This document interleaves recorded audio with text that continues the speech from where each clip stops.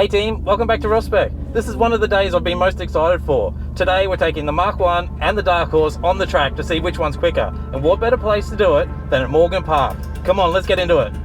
Well, that was Happy Ross before he became very sad Ross. Quick recap on the results so far.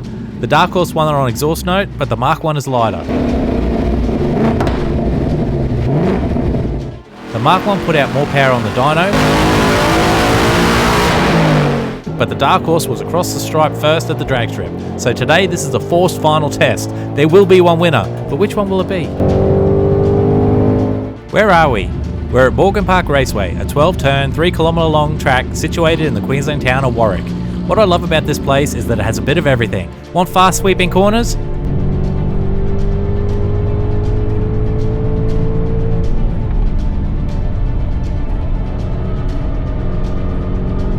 Check. Big brakes into hairpin?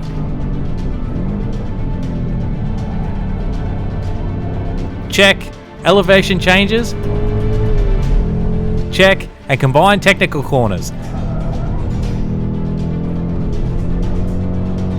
Double check. In the pursuit of keeping everything fair, the cars are both set up the same way. They are stock powertrains with some Steeda suspension modifications. Both cars had their wheel alignment set as per factory, and the tyres are set for an operating pressure of 32 psi. Talking about tyres, the Mach 1 even has the stock 19 wheels put back on with Michelin PS4S tyres, while the Dark Horse is running its Pirelli P-Zeros. The biggest difference is the Mach 1 has the handling package spoiler and front splitter, where while I had bought a handling package splitter and spoiler for the Dark Horse, there ended up being a Mach 1 splitter in the S650 box, and a replacement didn't arrive in time. Even though I didn't think it would make a difference, just to make sure I didn't throw off the balance of the Dark Horse, I decided to leave the spoiler off too. Now it's time to let them loose in their natural environment. You don't buy either one of these to run down the drag strip, you buy them to go left and right, accelerate and brake hard. Unfortunately, all the things you can't do on the street. And if you did, especially in Queensland like many other Australian states, that would be a quick path to getting your car impounded. And if you repeat offend, crushed. It's actually quite amazing how different the cars feel, especially considering on paper that underneath they are very similar. The Mach 1 was very pointy on the nose, almost too pointy. With that, the car tended to want to oversteer. The Dark Horse was the opposite, it tended more to understeer.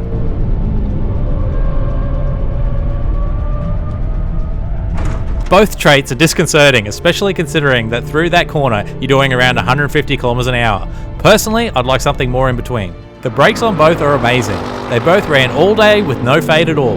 It is especially impressive because there's some really big braking points around the track. Those brake ducts are definitely assisting in keeping the temps down. The Dark Horse does have a better pedal feel. The Mach 1, I ran it on track first, then the Dark Horse. When I jumped back into the Mach 1 for its second session, for a second I thought the brakes had failed when I was lining up in the staging lanes. But then I just realised it had a softer pedal. All good, both the no-lift shift and the rev matching are incredible toys. But it brought out the differences in the clutch pedal. It's nothing big, just notable. The Mach 1 felt like it had a linear release from full engagement, where the Dark Horse would release up to about 80% and then spring out.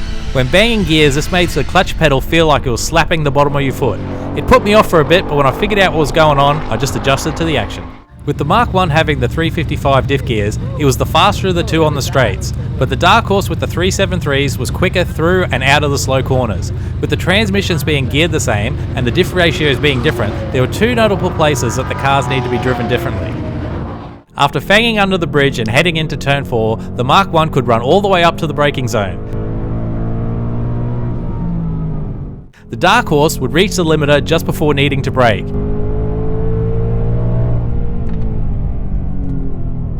So too late to make a gear change, but too early to hold it in gear. I had to settle to short shift to 4th after powering under the bridge, which resulted in 2 downshifts in the braking area.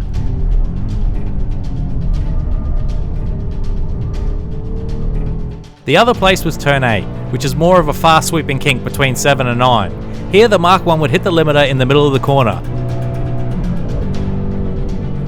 Not a very good place to make a gear change, so I had to short shift here just before turning in.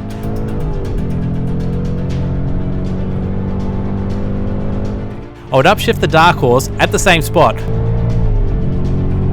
But luckily for it, with the shorter gearing, this was the natural spot for the upshift. Even though the Mach 1 was short shifted, it would still hit a higher terminal velocity before dabbing the brakes for turn 9. I wasn't happy with how I got either car to leave turn 7.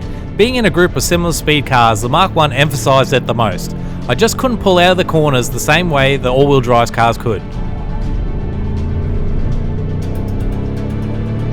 I'd be able to catch back up again over the lap, but then leaving turn 7, they just pull away.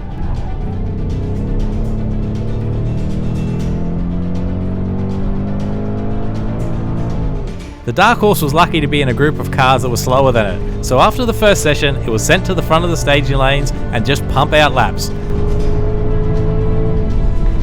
But in the Mach 1 it was fun to have some epic battles. I'd love to know what some of these moments look like in the rearview mirror.